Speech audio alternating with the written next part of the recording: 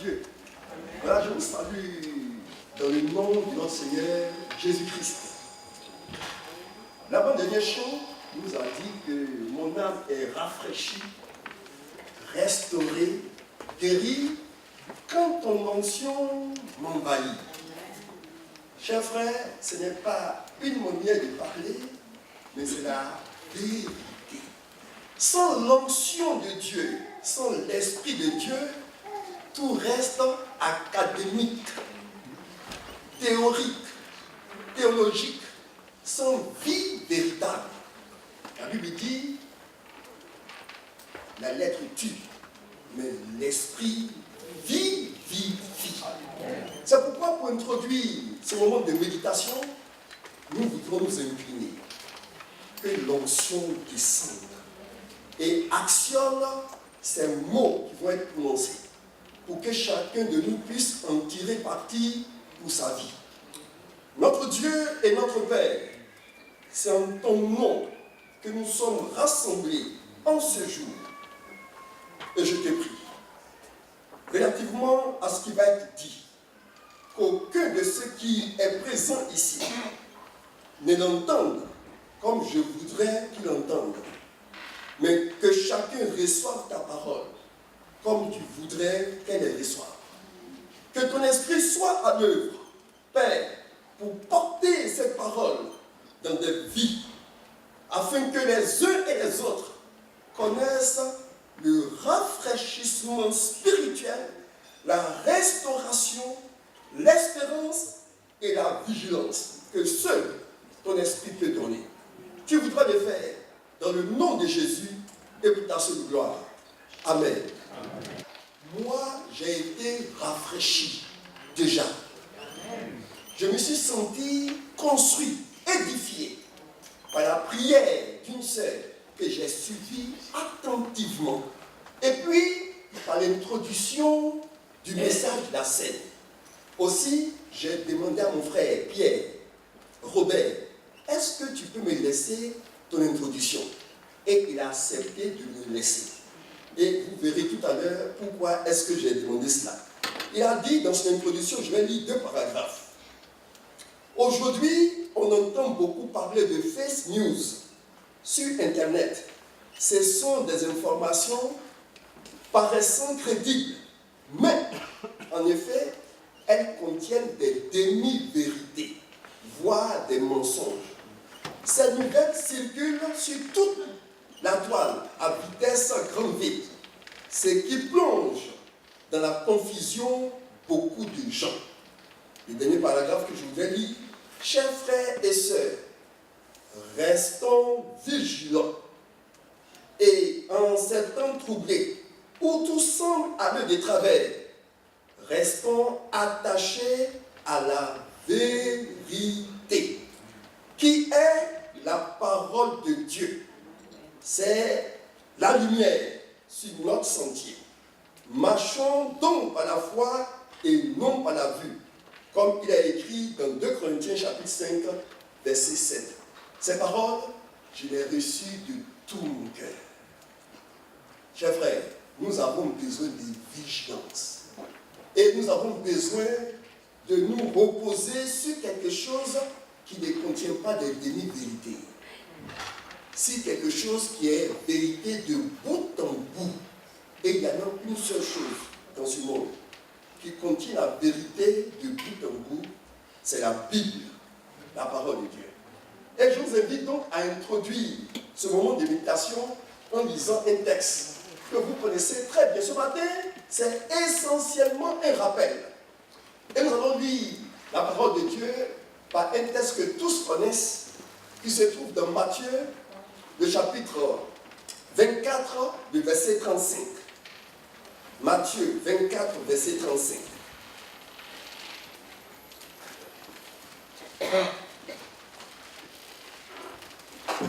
Le ciel et la terre passeront, mais mes paroles ne passeront jamais ou ne passeront point. Le ciel et la terre passeront, mais mes paroles ne passeront point. Et les uns et les autres nous avons besoin de ce qui dépasse pas. Parce que l'homme est fait pour ne pas passer. Tout ce qui l'entoure passera. Tout ce qui entoure l'homme est frappé du sceau du passage. Mais l'homme est un être éternel. Il passera par la mort et il ressuscitera soit la vie éternelle, dans la communion avec Dieu, soit dans les temps ardents de feu et de soufre. Mais en tout cas, l'homme continuera d'exister. C'est pourquoi l'homme a besoin de ce qui ne passe point. Et sur la terre, il y en a une seule chose qui ne passe point, c'est la parole de Dieu. Cette parole, Ésaïe, chapitre 8, verset 20, nous dit, à la loi et aux prophètes, si l'on ne parle pas ainsi, il n'y aura point d'aurore pour le peuple. L'aurore, c'est le jour naissant qui annonce l'espérance. Nous aurons de l'espérance. Nous aurons un avenir si nous nous reposons sur cette parole. Elle nous conférera un avenir de l'espoir. La parole de Dieu est plus que la lettre, c'est Christ. La parole qui a été faite chair, elle est l'espoir des nations et l'espoir de tous ceux qui vivent. Et nous avons besoin de considérer ce que la parole de Dieu dit. Dans 2 Pierre chapitre 1, verset 18, il est dit, chapitre 19, 2 Pierre chapitre 1, verset 19, et nous prenons pour d'autant plus certaine la parole prophétique à laquelle nous faisons bien de prêter attention, car elle est comme une lumière qui brille dans un lieu obscur. Chers frères et sœurs, le monde est dans un lieu obscur.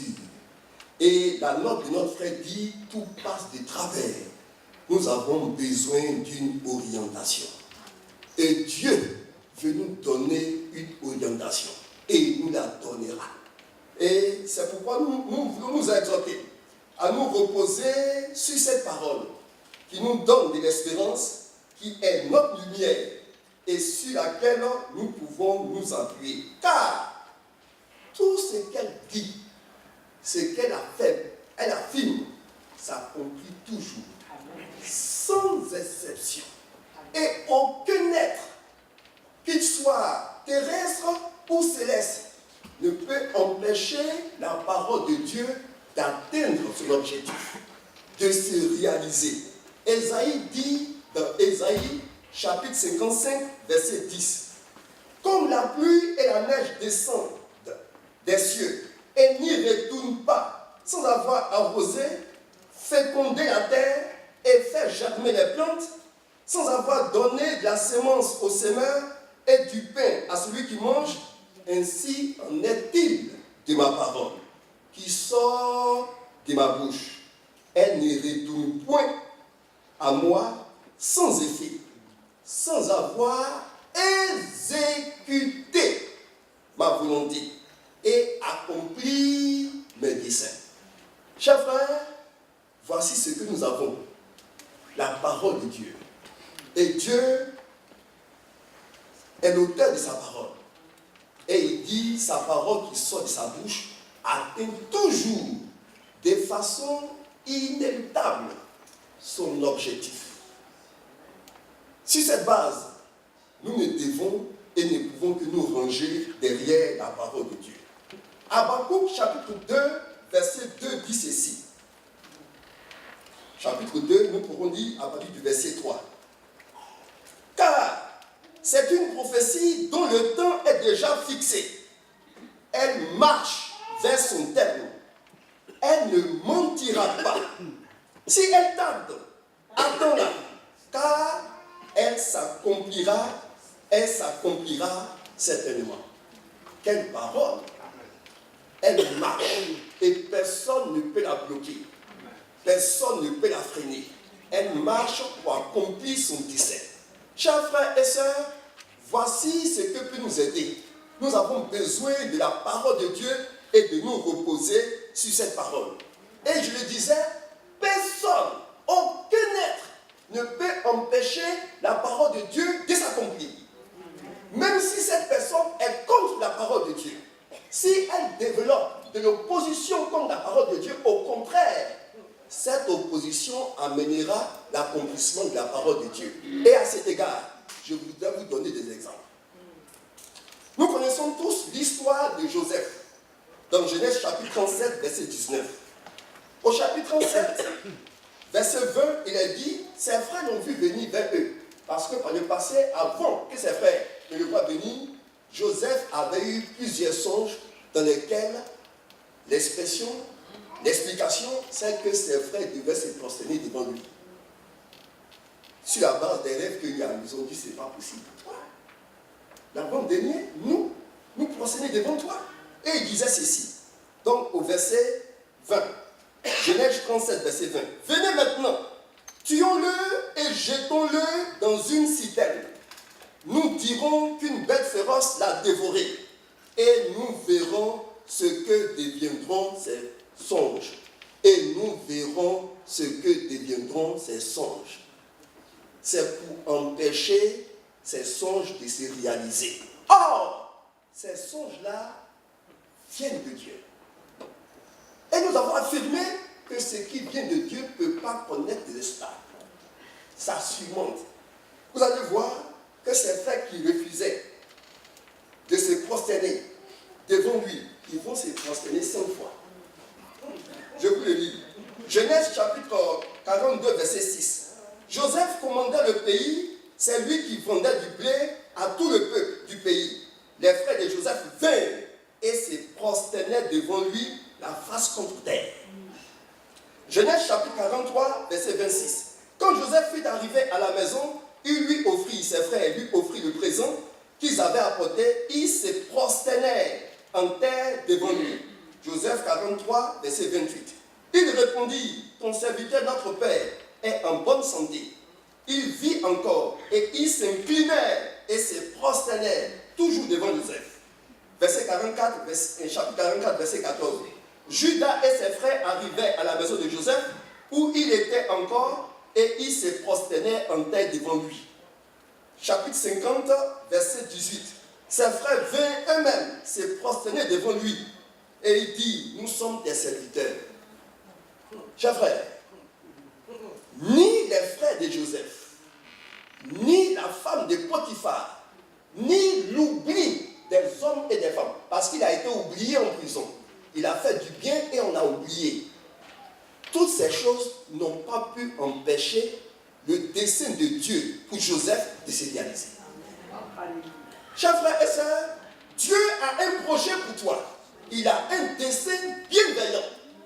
Éphésiens chapitre 2, le verset 8, 10 nous le dit qu'en Christ, il nous a préparés, il nous a formés, il nous a recréés pour des projets, des choses que nous devons accomplir. Si tu restes attaché à Dieu, personne ne pourra empêcher le projet de Dieu de se réaliser pour toi. Même celui qui va se lever contre toi va travailler à la réalisation de son dessein. Chers frères et sœurs, il y a des choses pour lesquelles je m'agitais il y a encore quelques temps. Mais maintenant, je ne m'agite plus. Ma préoccupation, c'est que je sois convaincu que je suis de la main de Dieu. Ma préoccupation, c'est ça. C'est que je sois sûr que je suis encore de la main de Dieu. Le reste, je dis j'aime. Je dois être à mon poste. Dieu changera le reste. Le Dieu que nous servons est un Dieu qui est fidèle et il est bon. Et nous allons voir que Dieu est vraiment fidèle et bon. Même quand Israël ne l'honorait pas. La manne est tombée où? C'est dans le désert. Et ils sont restés longtemps dans le désert parce qu'ils étaient dans la désobéissance. Mais la grâce de Dieu allait les partager. La grâce de Dieu dans la situation que tu vis, même si ce n'est pas ta faute, t'aidera à sortir si tu tournes vers lui les regards.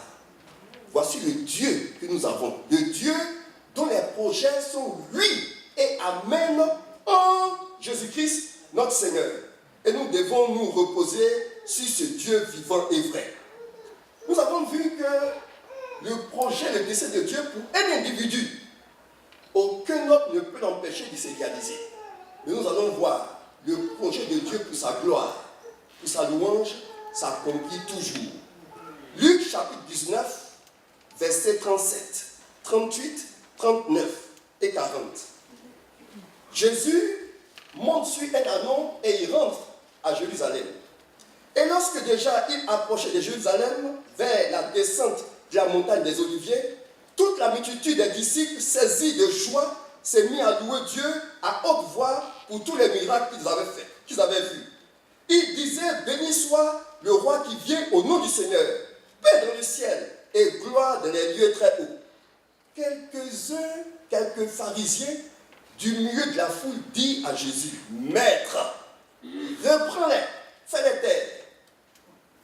Chapitre 19, toujours verset 40. Et Jésus répondit, je vous le dis, s'ils se taisent, les pierres crieront. Et si c'était tu, les pierres allaient crier. Pourquoi? Parce que c'était une prophétie sur Jésus qui devait s'accomplir. Cette prophétie, nous la trouvons dans Zacharie, chapitre 9, verset 9. Sois transporté d'allégresse, fille de Sion, pousse des cris de joie, fille de Jérusalem. Voici ton roi vient à toi. Il est juste et victorieux. Il est humble et monté sur un âne, le petit d'une ânesse. Cette prophétie de Zacharie 9:9 devait nécessairement s'accomplir sur le Messie. Et voici que des individus interviennent pour empêcher la réalisation de cette prophétie. Jésus les met en garde. Ils peuvent se taire, mais les pierres vont crier. Alléluia. Amen. Et les pierres auraient crié si c'était tu. Mais ils ne pouvaient pas se taire. Ils étaient saisis de joie et ils ont confessé qui est Jésus et ce qu'il a fait. Personne ne peut arrêter la parole de Dieu, l'empêcher de se réaliser pour un individu et pour l'œuvre de Dieu de façon spécifique. Le Messie nous dit la Bible dans Michée chapitre chapitre 5, verset 1. Et toi, Bethléem, Ephrata, petite entre les milliers de Judas, de toi sortira pour moi celui qui dominera sur Israël, et dont l'origine remonte aux temps anciens, au temps d'éternité. La Bible donc annonce que le Messie, Jésus, va naître à Bethléem. Or, ses parents vivaient entre-temps en Galilée. Et pour que Jésus puisse naître vraiment à Bethléem, il faut que ses parents viennent en Galilée. Et ils n'avaient aucune intention. Parce qu'ils viennent plutôt à Bethléem, en Judée. Or, en Galilée, ils étaient bien. Ils étaient chez eux. Il faisait beau là-bas. Les moyens de Dieu pour accomplir ses desseins sont multiples et diverses. La Bible dit dans Luc chapitre 2, verset 1. En ce temps-là, parut un édit de César Auguste, ordonnant un recensement de toute la terre. Ce premier recensement eut lieu pendant que Quirinius était gouverneur de Syrie. Tous allaient se faire inscrire, chacun dans sa ville. Joseph aussi monta de la Galilée, de la ville de Nazareth, pour se rendre en Judée, de la ville de David, appelée Bethléem, parce qu'ils étaient de la maison et de la famille de David, afin de se faire inscrire avec Marie, sa fiancée qui était enceinte. Pendant qu'ils étaient là, le temps où Marie devait accoucher arriva, et elle enfanta son fils premier-né. Chers frères, ce ne sont pas des religieux qui sont venus dire à Marie, tu sais, l'enfant que tu portes là, il doit naître à Bethléem pour que la prophétie s'accomplisse. Non, c'est un païen, un gouverneur païen. Il a pris un édit, un décret, une loi pour recenser toute la terre. Ce n'est pas pour accomplir la volonté de Dieu. Ce n'est pas son objectif. Pour connaître sur combien de personnes lui règne. Certainement à des fins de budget, pour voir combien d'impôts il pourra prélever. Voici l'édit, voilà. Et cet édit qui a été pris en réalité, c'était pour que Joseph et Marie descendent à Bethléem, pour que la sainte volonté de Dieu s'accomplisse. Chers frères, les moyens pour Dieu pour accomplir ses desseins, Dieu a les moyens de sa politique. Ce qu'il dit et qu'il ordonne s'accomplissent toujours. Et les moyens pour y arriver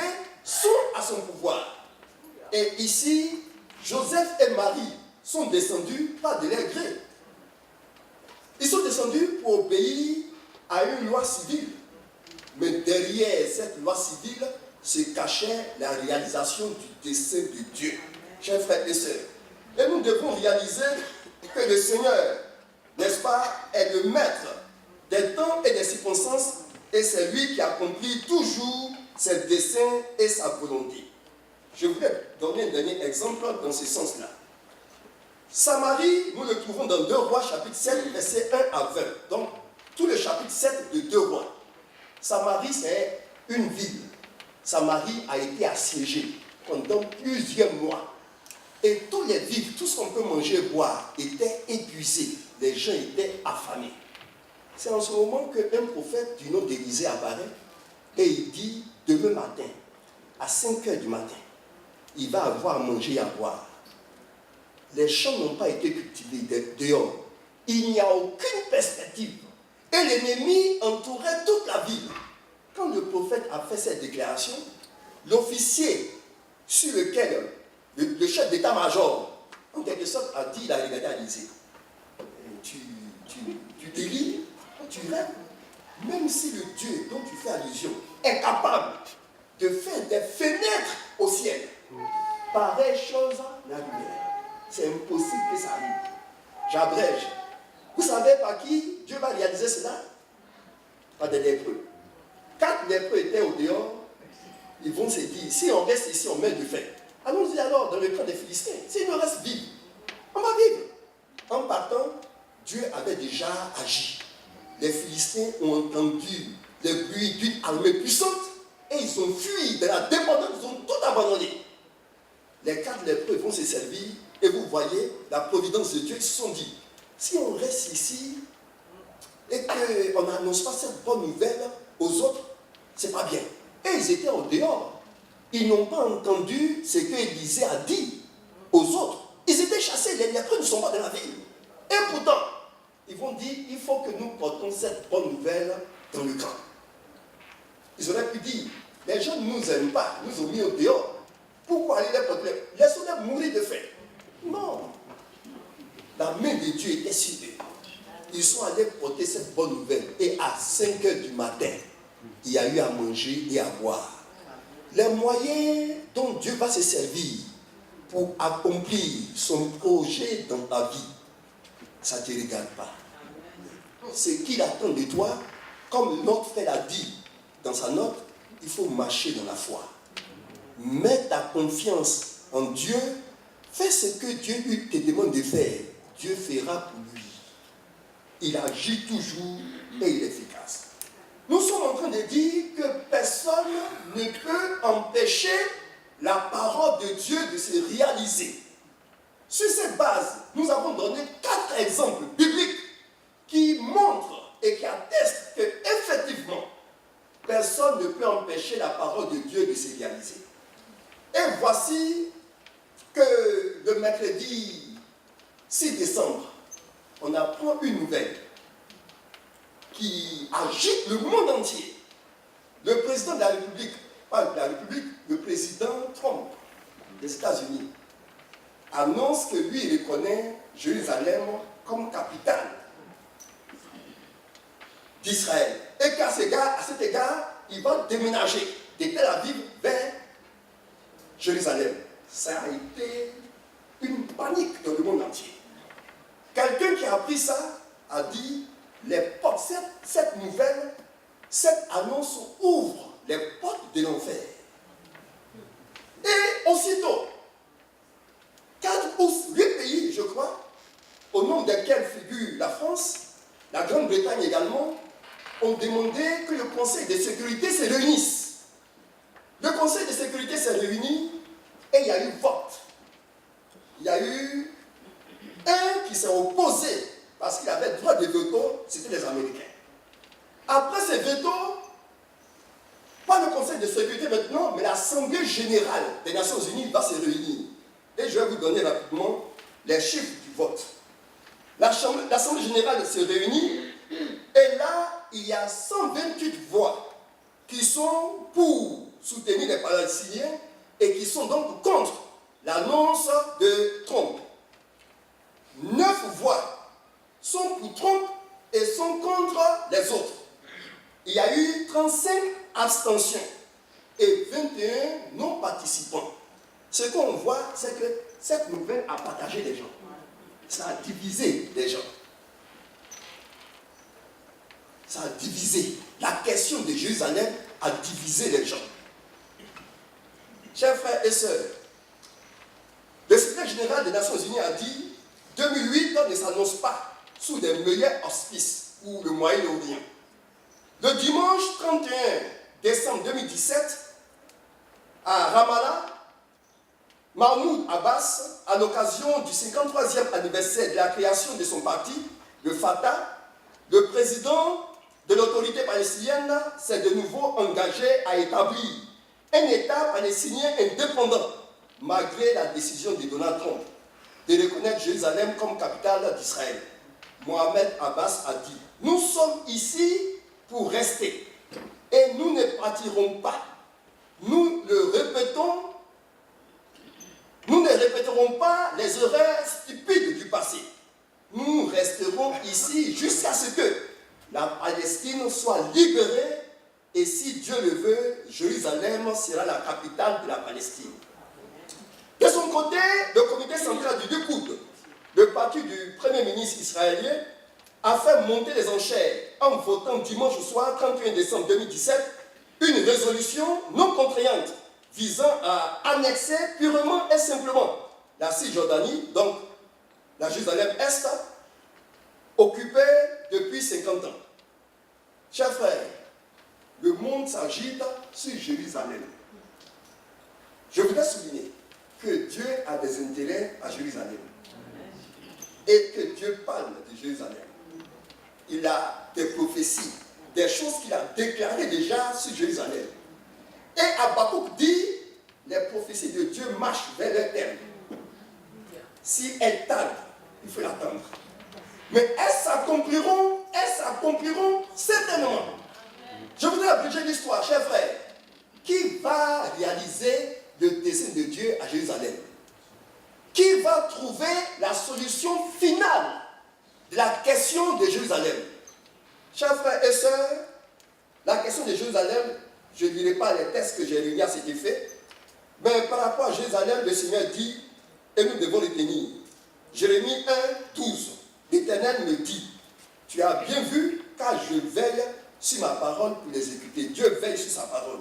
Et sa parole se réalisera, n'est-ce pas, de façon inévitable. Vous pourrez dire à la maison, 2 Samuel 5, 3 à 5, 9. C'est dans ce texte que David prend possession, n'est-ce pas, de la montagne, de la forteresse qu'on va appeler Sion, et qui sera la Jérusalem. Pour gagner du temps, nous laissons ce texte. Psaume 112, verset 3. Jérusalem, tu es bâti comme une ville dont les parties sont liées ensemble. Ce texte veut dire, Jérusalem ne sera pas partagée. C'est une ville qui est bâtie et dont les parties sont liées ensemble. On ne peut pas les séparer. Elle restera une ville unique, sans deux parties. Psaume 78, le verset 78, donc, verset 68 à 69. Il préféra la tribu de Juda, la montagne de Sion. Quand on parle de montagne de Sion, c'est de Jérusalem qu'il s'agit. Qu'il aima. Il bâtit son sanctuaire comme les lieux élevés, comme la terre qu'il a fondée pour toujours. Dieu a choisi Jérusalem et c'est pour toujours. Chers frères et sœurs, Zacharie, chapitre 12, verset 1 dit, oracle, parole de l'Éternel sur Israël. Ainsi par l'Éternel qui a étendu les cieux et fondé la terre et qui a formé l'esprit de l'homme au-dedans de lui. Voici, je ferai de Jérusalem une coupe d'étourdissement pour tous les peuples d'alentour et aussi pour Juda dans le siège de Jérusalem. En ce jour-là, je ferai de Jérusalem une pierre pesante pour tous les peuples. Tous ceux qui la soulèveront seront meurtris et toutes les nations de la terre s'assembleront contre elle. Zacharie chapitre 14, verset 1. Voici, le jour de l'Éternel arrive et les dépouilles seront partagées au milieu de toi. Jérusalem en un temps. Je rassemblerai toutes les nations pour qu'elles attaquent Jérusalem.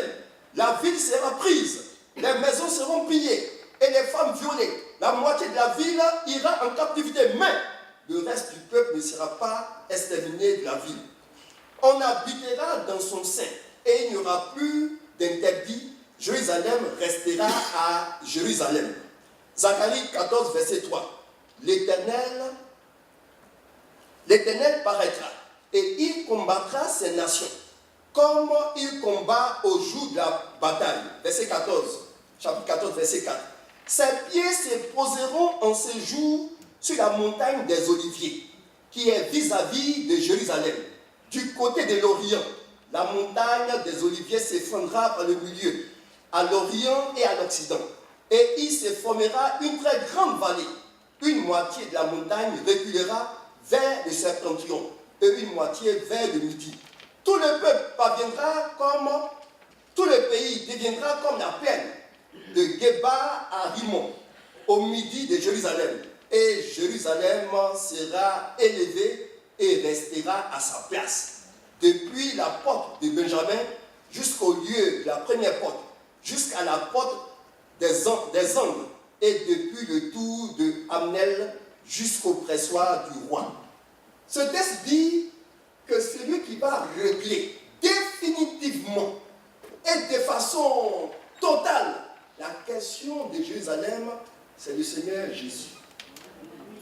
Donc, certains ont peur que Trump revienne sur sa décision. S'il revient sur sa décision-là, ça ne changera rien. Quelles que soient les lois et les décrets que les nations vont prendre, le dessein de Dieu pour cette ville se réalisera sans réserve.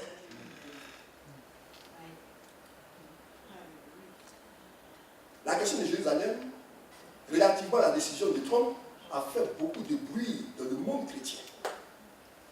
Il y a beaucoup d'interprétations et beaucoup de commentaires. Chers frères et sœurs, donc on sait que Jérusalem va rester une ville, pas partagée, mais entière. 2, que la personne qui va réaliser et qui va résoudre le problème de Jérusalem, ce n'est pas les Nations Unies, mais c'est Christ. Mais dans l'intervalle, puisque ça va se faire dans l'intervalle, avant que la question de Jérusalem ne soit totalement résolue, chers frères et sœurs, il faut que l'Église parte. Il faut que l'Église soit en éveil. Si quelqu'un est là pour voir Jésus venir sur la terre, c'est qu'il n'est pas en éveil. Si quelqu'un assiste Jésus descendant en gloire sur la terre, c'est qu'il n'est pas parti. Son cas sera très grave. Il n'y a pas, parce qu'il y a deux alternatives, il y a une seule alternative. Si tu ne vas pas, tu restes. Et si tu restes, tu ne seras pas dans l'église. La Bible dit, le jugement va commencer par l'église. Avant que le jugement de Jérusalem n'arrive effectivement et totalement, la Bible nous enseigne dans 1 Pierre 4, 17 que le jugement va commencer par l'église. Oui, il y a beaucoup d'appelés, mais peu d'élus. Ce ne sont pas tous ceux qui disent Seigneur, Seigneur, qui entreront. Chacun doit se gérer. Chacun doit prendre à cœur. Alors, chers frères, ces choses que nous voyons, que nous apprenons, quel effet ça a sur nous? Quel impact ça a sur nous? Quelle influence ça a sur nos vies? Puisque nous savons que la parole de Dieu va s'accomplir totalement. Même si notre avis n'est pas demandé, ça va s'accomplir. Et nous les voyons venir. Qu'est-ce que nous faisons? Vous saviez, vous avez déjà lu Luc chapitre 23, verset 35 à 49. Jésus est crucifié et devant, il y a une multitude d'hommes et de femmes. Je vais vous énumérer très rapidement les différentes réactions. Verset 35. Le peuple s'éteignait là et regardait. 35b. Les magistrats se moquaient. 36. Les soldats aussi se moquaient. 39. L'un des malfaiteurs crucifiés l'injuriait. 40. Mais l'autre le reprenait. Vous voyez, en face de Jésus crucifié, les réactions sont diverses. Le peuple est resté indifférent. Les magistrats, les intellectuels, ceux qui font de la réflexion, ils se moquaient. Ils ne percevaient pas de message. Les soldats qui représentent le pouvoir, les autorités, se moquaient aussi. Regardez, un brigand. Un brigand. Comment est-ce qu'il a pu percevoir que cet homme qui est crucifié va avoir un royaume qui va venir? Il dit à Jésus, souviens-toi de moi quand tu viendras dans ton royaume. Je me suis interrogé, comment il a fait pour être sûr que celui qui est en train d'être crucifié pourra ressusciter et bâtir, établir un royaume? Chers frères, nous avons besoin d'illumination spirituelle pour voir, pour tirer parti de tout ce que nous vivons. Le monde passe par une situation irréflexible. On a pris des lois dans les pays pour encourager l'homosexualité, pour légaliser. C'est un défi contre Dieu. Un défi inimaginable contre Dieu. Parce que c'est Dieu qui a fait la distinction entre l'homme et la femme. Et ça, le jugement de Dieu ne tardera pas. Ce défi moral, Dieu le relèvera en son temps. Et nous devons tirer en... Certains ont trouvé que c'est un must. Bon. Vous savez, pour que quelqu'un puisse tirer parti de ce qu'on voit, il faut que l'Esprit de Dieu agisse en lui. Oui, ça passera devant lui, ça ne produira aucun effet. Quel est l'objectif des signes dont la Bible fait allusion? Ce n'est pas pour satisfaire notre curiosité, c'est pour nous amener à nous apprêter. L'objectif, c'est pour nous amener à nous apprêter. Et nous devons en tenir compte. Il y a 3 personnes devant la scène de Jésus qui ont eu une bonne réaction. Le centenier romain, au verset 49, le centenier romain, voyant ce qui était arrivé, glorifia Dieu et dit certainement cet homme était injuste. Lui, il a su, les autres n'ont pas. Ceux qui avaient la Bible même, la Torah en main, n'ont pas su que le Messie devait souffrir. Non, ils n'ont pas. On a tous la Bible en main, mais certains ne verront rien. Ils vont trouver que c'est normal. Oui. Vous savez, on peut avoir des comportements qui ont l'air chrétiens. Ça peut paraître pieux. Je vous dis, vous voyez Marie de Magdala. Quand Jésus est mort, elle a fait des aromates pour aller embaumer le corps de Jésus. On peut dire, ah, vraiment, elle est bien cette femme. Ah, vraiment, elle au moins, elle a pensé aller embaumer le corps de Jésus. Mais Jésus lui a dit, que cherchez-vous parmi les morts, celui qui est en vie? Elle est partie pour embaumer le corps de Jésus parce qu'elle ne croyait pas à la résurrection. Parce que si elle croyait à la résurrection, elle ne serait pas partie. Jésus a dit qu'il allait ressusciter. Il y a des actes de comportement, des chants, des allures de piété que nous avons. En fait, c'est des comportements du manque de foi. Jacques a dit, les démons croient en Dieu et puis ils tremblent. Est-ce qu'ils sont sauvés? Lisez dans Jacques. Est-ce qu'ils marchent? La Bible dit, la crainte qu'ils ont de moi n'est qu'un prétexte de comportement humain. Chers frères, que chacun veille sur sa vie et tire enseignement de tout ce qu'il vit. Ne vous laissez pas contrôler par qui que ce soit. Parce que chacun de nous rendra compte à Dieu pour lui-même. Aucun ne rendra compte à Dieu pour son voisin. Jamais. Ce que je peux vous faire et ce que vous pouvez me faire, c'est m'aider et m'encourager. Mais vous ne pouvez pas rester devant Dieu à ma place. Jamais. Vous ne pouvez pas prendre ma place devant Dieu. C'est impossible. Vous savez, je vais terminer. Je vais sauter les parties. Dans la Bible, il y a la notion de à bon entendeur, salut. Quand on dit à bon entendeur, salut là, vous savez ce que ça veut dire là? Dans la Bible, il y en a. Je vais abréger. Et donc, je vais conclure. Dans la Bible, à bon entendeur, comment c'est dit? Dans Apocalypse chapitre 3, verset 6. Que celui qui a des oreilles entende ce que l'Esprit dit aux églises. Chapitre 22, verset 11. Que celui qui est injuste soit encore injuste. Que celui qui est souillé s'essouille encore. Et que le juste pratique encore la justice. Et que celui qui est saint se sanctifie encore. Après chapitre 22, verset 7. Avant de lire cela, chers frères, certains pensent qu'ils vont avoir le temps de s'apprêter. Celui qui n'est pas prêt maintenant, là, il ne pourra pas être prêt. Et la Bible a un exemple. Le départ est déterminant. L'histoire que nous trouvons dans Matthieu chapitre 25, les 10 vierges, les 10, les 5 là, je demande, elles ont été folles à quel moment? C'est à quel moment elles ont été folles? Ce n'est pas chemin faisant. C'est dès le départ, frère, dès le départ qu'elles ont été folles. C'est dès le départ qu'elles ont été folles. Nous devons être sérieux avec notre marche avec Dieu. Les prophéties vont s'accomplir. Et nous devons mettre un point d'honneur à marcher avec le Seigneur. Et à ne pas nous laisser distraire par quoi que ce soit. L'homme est facile. Vous savez, l'homme est facilement... quel thème je peux en parler? Ça dit que, par exemple, quelqu'un qui est dans une chambre qui n'a pas une... Sa chambre n'est jamais aérée. Mais, et puis à côté de cela, ça a une odeur. Lui, il est dedans, il s'en va. Il est habitué. Mais quand quelqu'un de l'extérieur entre dans sa chambre, automatiquement, il dit, mais ta chambre, là, il y a quel problème?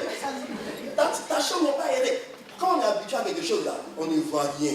On ne voit pas de risques, on ne voit pas de problèmes, on est habitué. On a besoin du Saint-Esprit pour nous éveiller. Nous avons besoin du Saint-Esprit. Chers frères, sinon on va vivre, on va penser qu'on va s'apprêter après. Et après ne viendra jamais. On sera surpris. C'est pourquoi la Bible dit que celui qui est juste se justifie encore. Que celui qui est pur se purifie encore. Il est dit dans 1 Pierre, 1 Jean plutôt, ceux qui ont en eux cette espérance de partir avec Jésus, ils se purifient eux-mêmes comme le Seigneur Jésus est pur. Que le Seigneur nous aide et qu'il nous donne d'avoir les yeux du brigand. Celui qui a dit, souviens-toi de moi quand tu viendras dans ton règne. Que devant ce spectacle et ce que nous entendons et apprenons, nous ayons la réaction du centenier. Que nous ayons la réaction de qui? Il y a 3 groupes que j'ai marqués positifs. Le brigand, le centenier et le dernier, c'est, comment il s'appelle ce monsieur d'Arimathée? Joseph d'Arimathée. Lui, il a pris le corps de Jésus pour aller l'enterrer dans son caveau, pour accomplir la prophétie qui dit son tombeau sera mis au nom des riches. Chers frères, que Dieu nous garde du comportement de Marie de Madeleine. Mais heureusement, Dieu vient toujours au secours de notre incrédulité. Dieu viendra au secours de Marie et il lui parlera pour nous aider à saisir la bonne voie. Que le Seigneur, par le Saint-Esprit, éveille notre sainte intelligence pour que nous tirons parti de tout ce que nous apprenons et que nous nous mettons à la disposition du Seigneur pour qu'il accomplisse son dessein dans nos vies. Notre Dieu, notre Père, sans toi, nous ne pourrons rien faire. Nous avons besoin de toi, de ta parole, pour marcher dans ce monde qui est davantage envahi par les ténèbres. Ce monde où il y a toutes sortes d'informations qui circulent et nous ne savons à quel séance nous fier, notre Père, dont nous devons nous attacher à ta parole, qui ne passe point, qui demeure, et dont les annonces se réaliseront nécessairement, absolument. Seigneur, donne-nous d'avoir la vision spirituelle des choses. Nous voulons faire notre. La prière que Paul a adressée aux chrétiens, t'a adressée en faveur des chrétiens d'Éphèse, en disant, illumine les yeux de leur cœur, afin qu'ils voient briller la splendeur de la gloire de l'Évangile. Père, illumine nos cœurs, pour que nous n'ayons pas la même perception de ceux qui donnent. Seigneur, fais ton œuvre dans nos vies. Nous voulons nous recommander à toi. Nous te le demandons dans le nom de Jésus-Christ et pour ta seule gloire. Amen. Amen.